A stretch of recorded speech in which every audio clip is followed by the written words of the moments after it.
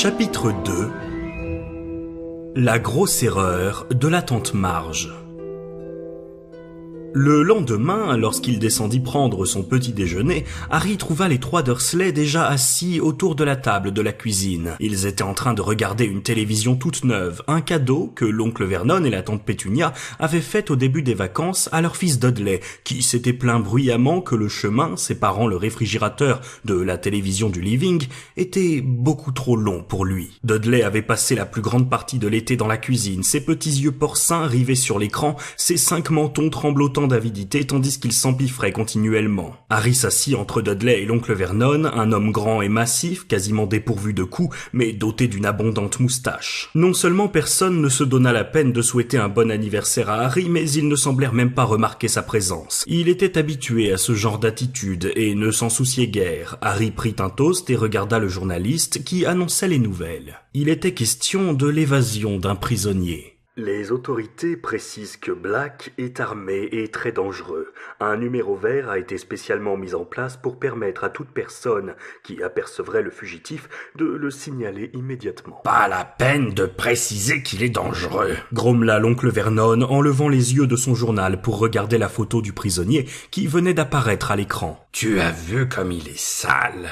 Tu as vu ses cheveux. Il jeta un regard oblique à Harry dont les cheveux en bataille provoquaient chez l'oncle Vernon une continuelle exaspération. Pourtant, comparé à la photo de l'homme au visage émacié et à la tignasse emmêlée qui lui tombait sur les épaules, Harry avait l'impression d'être coiffé avec le plus grand soin. Le journaliste réapparut. Le ministère de l'Agriculture et de la Pêche doit annoncer aujourd'hui... Eh, pas si vite, aboya l'oncle Vernon en lançant un regard furieux au présentateur du journal. Il ne nous dit pas d'où ce fou furieux s'est échappé. Imaginez que ce cinglé soit au coin de la rue. La tante Pétunia, une femme maigre au visage chevalin, se leva d'un bond et alla regarder par la fenêtre de la cuisine. Harry savait qu'elle aurait été ravie d'être la première à appeler le numéro vert. Il était difficile de trouver plus fouineur qu'elle, et rien ne l'intéressait davantage que d'espionner ses voisins, dont la vie n'était pourtant qu'une longue et morne routine. Quand voudront-ils bien comprendre, tempêta l'oncle Vernon en martelant la table de son gros poing violet, que seule la pendaison peut nous débarrasser de ces gens-là. Ça, c'est vrai, approuva la tante Pétunia qui continuait d'observer attentivement les plants de haricots du jardin d'à côté. L'oncle Vernon vida sa tasse de thé, jeta un coup d'œil à sa montre, puis ajouta: Et il ne faut pas que je tarde, Pétunia.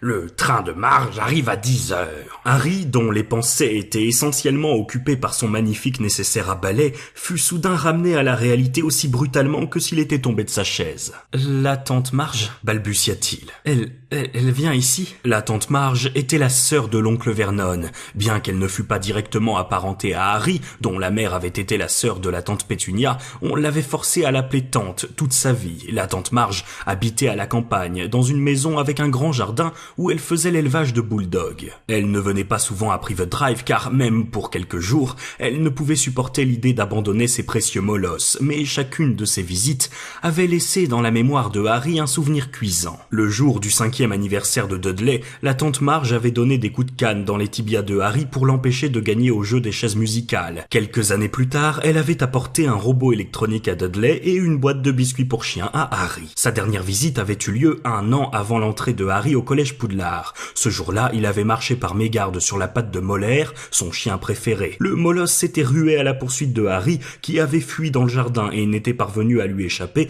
qu'en montant au sommet d'un arbre. À califourchon sur une branche, il avait dû attendre minuit pour que la tante Marge consente enfin à rappeler son chien. Aujourd'hui encore, il arrivait à Dudley de pleurer de rire au souvenir de cet incident. Marge restera 1 semaine, lança l'oncle Vernon. Et puisqu'on en parle, ajouta-t-il en pointant sur Harry un index grassouillé et menaçant. C'est le moment de mettre quelques petites choses au point avant que j'aille la chercher. Dudley ricana et détacha son regard de la télévision. Aucun spectacle ne l'enchantait davantage que de voir Harry rudoyé par l'oncle Vernon. Pour commencer, grogna celui-ci, je te conseille de surveiller ta langue quand tu t'adresseras à Marge.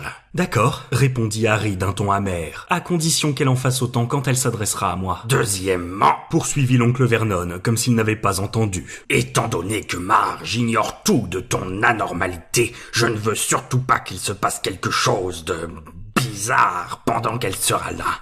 Tu vas te conduire convenablement, compris? Oui, mais il faudra qu'elle aussi se conduise bien, répliqua Harry entre ses dents. Et troisièmement, reprit l'oncle Vernon en plissant ses petits yeux méchants qui n'étaient plus que 2 fentes dans sa grosse face violacée. nous avons dit à Marge que tu étais pensionnaire au centre d'éducation des jeunes délinquants récidivistes de Saint-Brutus. Quoi? S'exclama Harry. Et tu as intérêt à ne pas démentir cette version, sinon tu auras de sérieux ennuis. Lança l'oncle Vernon. Harry avait du mal à le croire. Le teint pâle, il resta immobile, fixant l'oncle Vernon d'un regard furieux. Une semaine avec la tante Marge, c'était le pire cadeau d'anniversaire que les Dursley lui avaient jamais fait. Pétunia, Dit l'oncle Vernon en relevant sa grande carcasse. je pars à la gare. Tu veux venir avec moi, Duddy? Non, répondit Dudley qui avait reporté son attention sur l'écran de télévision. Daddy Douchet doit se faire beau pour recevoir sa tante Marge. Dit la tante Pétunia en caressant les épais cheveux blonds de son fils. Maman lui a acheté un ravissant nœud papillon. L'oncle Vernon donna une tape affectueuse sur l'épaule grasse de Dudley. À tout à l'heure. Dit-il avant de sortir de la cuisine. Harry, qui était resté assis comme figé d'horreur, eut une idée soudaine. Laissant son toast dans son assiette, il se leva d'un bond et rejoignit dans le vestibule l'oncle Vernon, qui était en train de mettre sa veste. Ce n'est pas à toi que j'ai proposé de m'accompagner. Gronda l'oncle Vernon en le voyant arriver. Comme si j'avais envie de venir, répliqua froidement Harry. Je voudrais simplement poser une question. L'oncle Vernon le regarda d'un air méfiant. Les élèves de 3e année de mon école peuvent aller se promener dans le village voisin certains jours, dit Harry. Et alors? Répliqua sèchement l'oncle Vernon en prenant ses clés suspendues à un crochet. Je dois faire signer un formulaire pour pouvoir sortir du collège, dit précipitamment Harry. Et pourquoi devrais-je signer ce papier? Demanda l'oncle Vernon d'un ton méprisant. Parce que... commença Harry en choisissant bien ses mots. Parce que ça ne va pas être très facile pour moi de faire croire à la tante Marge que je suis pensionnaire dans ce centre Saint-Machin... Centre d'éducation des jeunes délinquants récidivistes de Saint-Brutus, s'écria l'oncle Vernon. Harry fut enchanté d'entendre sa voix trahir une soudaine panique. C'est ça, oui, dit Harry en contemplant d'un air tranquille le gros visage violacé de son oncle. Difficile à apprendre par cœur. Il faut que je paraisse convaincant. Qu'est-ce qui se passera si jamais je me trompe? Tu prendras la plus belle correction de ta vie, rugit l'oncle Vernon en s'avançant vers lui le poing levé. Mais Harry ne recula pas d'un pouce. La plus belle correction de ma vie ne suffira pas à faire oublier à la tante Marge ce que je lui aurais dit, répondit-il d'un air sombre. L'oncle Vernon s'immobilisa, le poing toujours brandi, le teint cramoisi. Une simple signature sur mon autorisation de sortie m'aiderait sûrement à me rappeler le nom de l'établissement où je suis censé être pensionnaire, reprit précipitamment Harry. Et je promets de me conduire comme un parfait je veux dire, de faire semblant d'être normal. De toute évidence, l'oncle Vernon réfléchissait intensément malgré le rictus qui découvrait ses dents et la grosse veine qui battait à sa tempe. Très bien, dit-il enfin d'un ton sec. Je vais surveiller de près ton comportement pendant le séjour de la tante Marge. Si, à la fin, je juge que tu t'es bien tenu, je signerai ta fichue autorisation. Il fit volte-face, ouvrit la porte et sortit en la claquant si fort que l'un des petits carreaux qui ornaient le haut du panneau se détacha et tomba par terre. Harry monta directement dans sa chambre sans repasser par la cuisine. S'il devait vraiment se comporter comme un moldu, autant commencer tout de suite. L'air triste, les gestes lents, il cacha ses cadeaux sous la lame de parquet branlante, puis il s'approcha de la cage d'Edwige. Errol semblait avoir retrouvé des forces. Tous deux s'étaient endormis. Harry poussa un soupir et se décida à les réveiller. « Edwige, dit-il d'un ton lugubre, il faut que tu t'en ailles pendant une semaine. Pars avec Errol, Ron s'occupera de vous. Je vais lui écrire un mot pour lui expliquer. Et ne me regarde pas comme ça, ajouta-t-il, en voyant l'air de reproche dans les grands yeux couleur d'ambre de la chouette. Je n'y suis pour rien, c'est le seul moyen d'obtenir le droit d'aller à Préolard avec Ron et Hermione. 10 minutes plus tard, Errol et Edwige, un mot attaché à une patte, s'envolèrent par la fenêtre et disparurent au loin, tandis que Harry, plus triste que jamais, rangeait la cage vide dans l'armoire. Mais Harry n'eut guère le loisir de se morfondre. Quelques instants plus tard, il entendit la voix perçante de la tante Pétunia qui lui criait de descendre pour se tenir prêt à accueillir leur invité. « Tu aurais pu arranger tes cheveux !» lança-t-elle lorsqu'il arriva au bas de l'escalier. Harry ne voyait pas pourquoi il aurait essayé de se coiffer. La tante Marge éprouvait un tel plaisir à le critiquer que plus il paraîtrait négligé, plus elle serait satisfaite. Bientôt, il y eut un crissement de gravier lorsque l'oncle Vernon engagea la voiture dans l'allée, puis des claquements de portière et des bruits de pas. « Ouvrez Ouvre la porte, ordonna la tante Pétunia d'une voix sifflante. La mine sinistre, l'estomac contracté, Harry s'exécuta. La tante Marge était déjà sur le seuil. Elle ressemblait à l'oncle Vernon.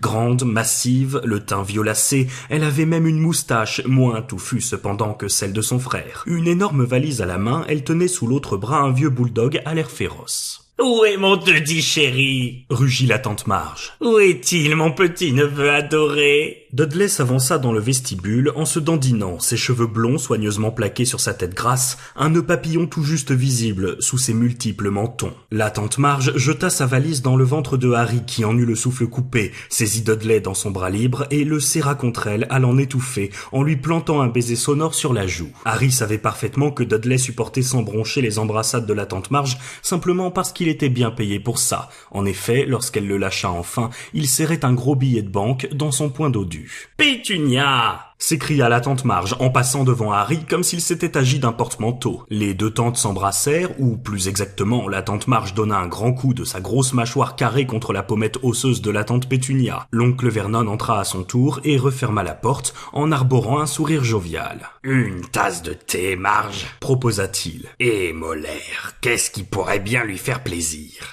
Il boira un peu de thé dans ma soucoupe, répondit la tante Marge. Ils prirent tous la direction de la cuisine, laissant Harry seul dans le vestibule avec la valise. Mais Harry ne s'en plaignait pas. Trop content d'éviter la compagnie de la tante Marge, il prit tout son temps pour hisser la grosse valise au premier étage et la porter dans la chambre d'amis. Lorsqu'il revint dans la cuisine, la tante Marge était attablée devant une tasse de thé et une tranche de cake, tandis que Molaire lapait bruyamment sa soucoupe dans un coin. Harry remarqua que la tante Pétunia faisait une légère grimace en voyant l'animal éclaboussé de thé et de bave, le carrelage étincelant. La tante Pétunia détestait les animaux. « Qui s'occupe de tes autres chiens, Marge ?» demanda l'oncle Vernon. « Je les ai confiés au colonel Courtepatte » répondit la tante Marge de sa grosse voix. « Il est à la retraite, ça lui fait du bien d'avoir quelque chose à faire, mais je n'ai pas pu me résoudre à abandonner ce pauvre Molaire. Il est trop malheureux quand je suis loin de lui. » Molaire se mit à grogner lorsque Harry s'assit. Pour la première fois depuis son arrivée, la tante Marge s'intéressa enfin à lui. « Alors ?» aboya-t-elle. « Toujours là, toi ?» « Oui, » dit Harry. « Ne me dis pas oui sur ce ton désagréable, » grogna la tante Marge. « Tu peux t'estimer heureux que Vernon et Pétunia te gardent sous leur toit. Moi, je ne l'aurais pas fait. Si c'était devant ma porte qu'on avait abandonné ton berceau, tu aurais directement filé dans un orphelinat. » Harry brûlait d'envie de répliquer qu'il aurait largement préféré vivre dans un orphelinat plutôt que chez les Dursley, mais la pensée de l'autorisation de sortie l'incita à se taire, et il força ses lèvres à s'étirer en un sourire douloureux. « Qu'est-ce que c'est que ce sourire insolent? Tu te moques de moi ou quoi ?» tonna la tante Marge. « Je vois que tu n'as fait aucun progrès depuis la dernière fois que je t'ai vu. J'espérais que l'école t'apprendrait un peu les bonnes manières. » Elle avala une longue gorgée de thé, s'essuya la moustache et reprit. « Dans quel collège l'as-tu envoyé, Vernon ?»« À Saint-Brutus, » répondit aussitôt l'oncle Vernon. « C'est un excellent établissement pour les cas désespérés. »«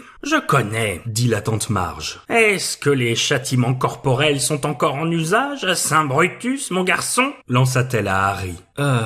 L'oncle Vernon fit un bref signe de tête dans le dos de la tante Marge. « Oui, » dit alors Harry. Puis, estimant qu'il valait mieux jouer le jeu jusqu'au bout, il ajouta « Il nous donne sans arrêt des coups de canne. »« C'est très bien, » approuva la tante Marge. « J'en ai assez de ces mollassons qui voudraient qu'on abolisse les châtiments corporels. Dans 99% des cas, tout s'arrangerait très bien avec une bonne correction.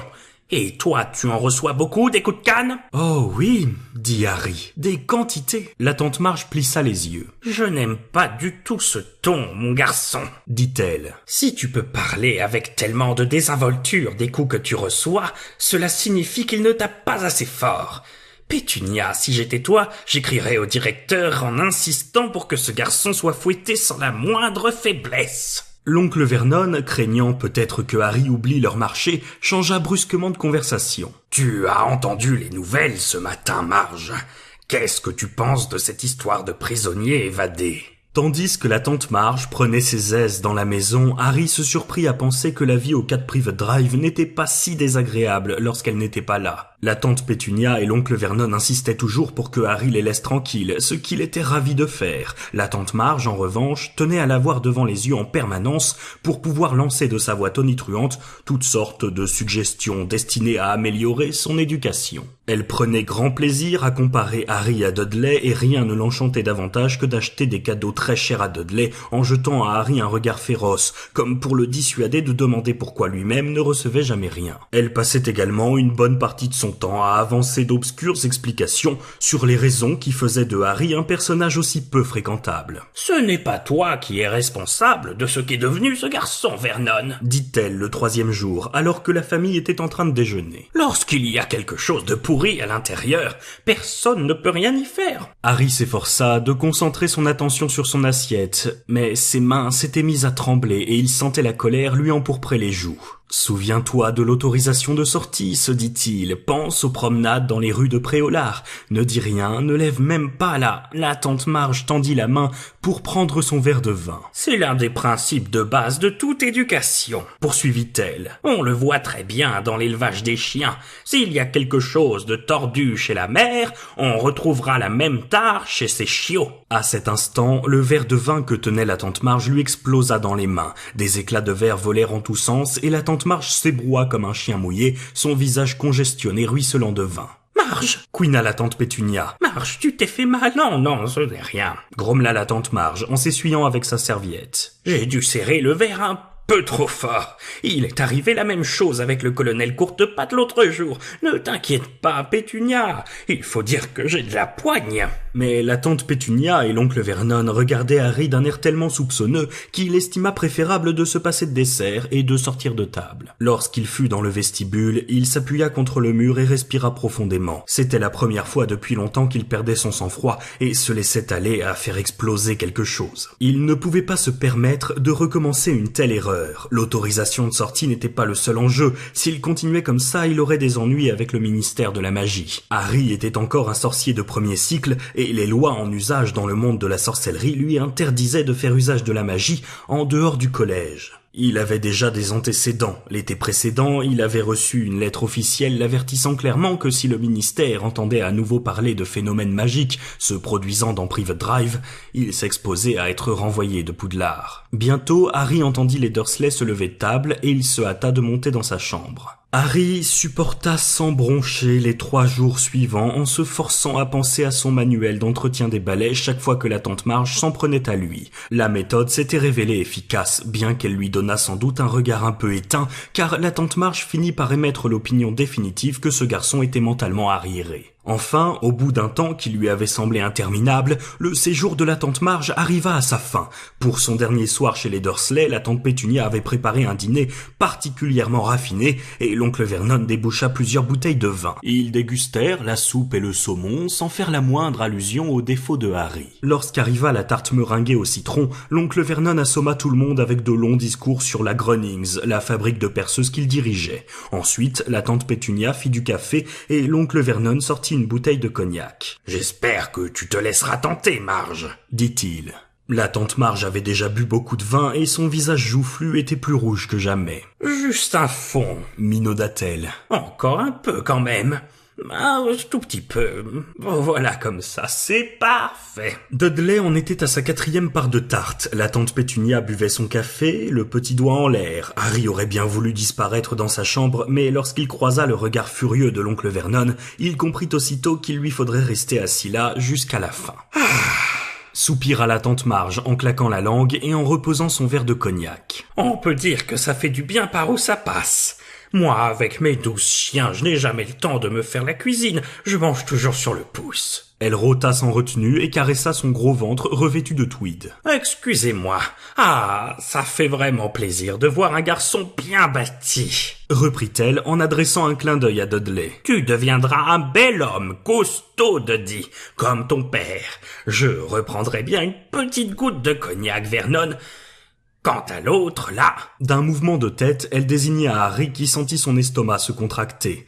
Le manuel d'entretien des balais, pensa-t-il aussitôt. Il a l'air d'un petit avorton méchant, poursuivit la tante Marge. Ça arrive avec les chiens parfois. L'année dernière, j'ai demandé au colonel Courtepatte d'en noyer un. On aurait dit un petit rat, il était tout faible, complètement dégénéré. Harry s'efforçait de se rappeler la page 12 de son livre, une formule magique pour améliorer les balais sous vireur. Comme je le disais l'autre jour, ça vient du sang, insista la tante Marge. Quand le sang est mauvais, ça ressort toujours. Je ne veux rien dire contre ta famille, Pétunia. Du bout de ses gros doigts en forme de pelle, elle tapota la main osseuse de la tante Pétunia. Mais ta sœur avait une tare. Ce sont des choses qui arrivent dans les meilleures familles.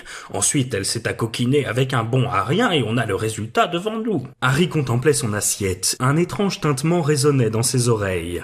Empoignez fermement l'extrémité du manche de votre balai, se récita-t-il. Mais il n'arrivait pas à se souvenir de la suite du texte. La voix de la tante Marge semblait lui vriller les tympans comme une des perceuses de l'oncle Vernon. « Ce Potter !» reprit la tante Marge, qui saisit la bouteille de cognac et remplit à nouveau son verre en le faisant déborder sur la nappe. « Tu ne m'as jamais dit ce qu'il faisait dans la vie. » L'oncle Vernon et la tante Pétunia paraissaient extrêmement tendus. Dudley avait même levé les yeux de son assiette et regardait ses parents avec des yeux ronds. « Il ne travaillait pas, » dit l'oncle Vernon, en jetant un vague coup d'œil à Harry. « Il était au chômage. »« Je l'aurais parié !» s'exclama la tante Marge. Elle but une longue gorgée de cognac et s'essuya le menton sur sa manche. « Un paresseux, un bon à rien, un fainéant qui... »« Ce n'est pas vrai !» dit soudain Harry. Un lourd silence tomba. Harry tremblait des pieds à la tête. De sa vie, il n'avait jamais ressenti une telle fureur. « Encore un petit verre de cognac !» s'écria l'oncle Vernon, qui était devenu livide.